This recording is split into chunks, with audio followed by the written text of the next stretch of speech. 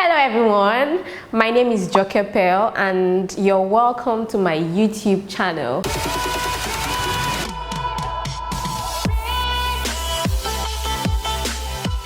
So if you're an entrepreneur, you're a new coach, you're a consultant, you're a content creator, then stay tuned to this channel because I will be bringing tools, tips, hacks and strategies that have worked for me in the years of being in business. So in today's video, I want to share with you the top 3 mistakes that I made as a new entrepreneur.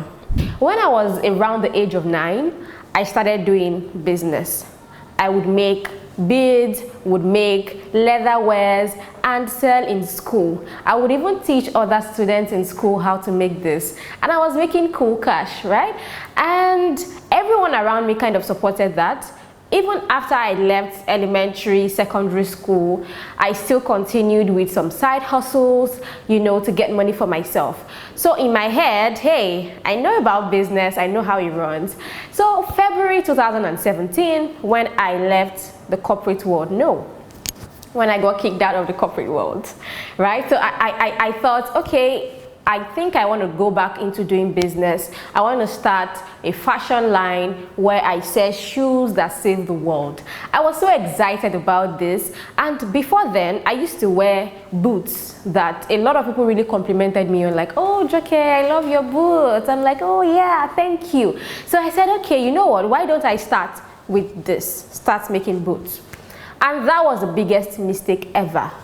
I felt because people complimented my boots on me, then a lot of people out there also would want to buy boots. Big error. Number one was that the market for the people that want to buy boots in Nigeria.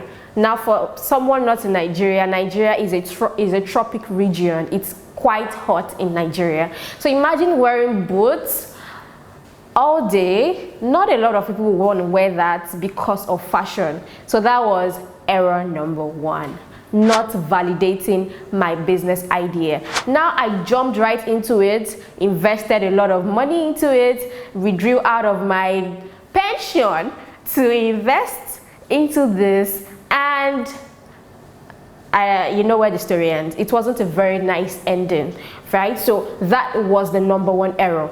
The number 2 error that I made was the fact that I was very tied to my identity as a corporate chick. While I was in the corporate world, I was a financial analyst, and it gave me so much joy, so much pride. Yeah, I'm a financial analyst. I work at Procter and Gamble. It was easy for me to introduce myself to that as people.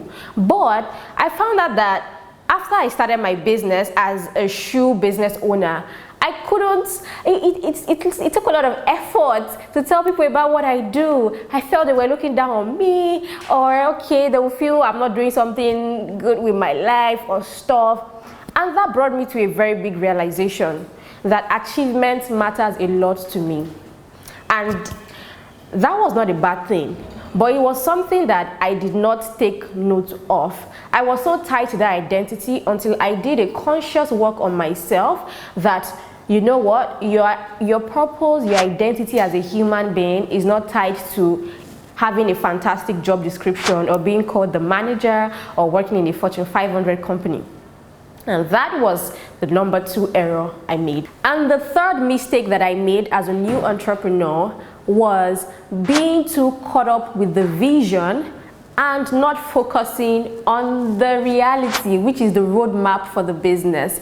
In the shoe business, I was so caught up with, I just want to make 500 pairs this month. People will buy it, and part of the proceeds of the sales will go towards helping girls in school and all of that. But I did not take my time to really assess, what do I need to do to get me to this vision? I did not take the time to assess myself. Joke, what is your strength? Are you that kind of person that can be involved in the operational side of the business? And after some time I realized, not really. I'm much more better at strategy. I'm much more better at creating stories around the brand that would connect with our audience. That was my strength. But over time I struggled because I was right in the middle of chasing manufacturers, trying to get to source for the raw materials. All of that took its toll on me. If I had taken the time to access the roadmap, what needs to take me from where I am to the vision I have for the business, I probably would have realized that I need a co-founder that can manage the operational side of the business, and that would have made a lot of difference. And that is the third biggest mistake I made in my business. Now, ongoing, I learned this mistake. I've been able to evolve as a person and as a business owner. I hope you've been able to learn some things from today's video. Please click on the bell below, the bell button below, to get notifications about my new videos when they come up. And please also subscribe to get notifications also. Thank you very much. I'll catch you next week.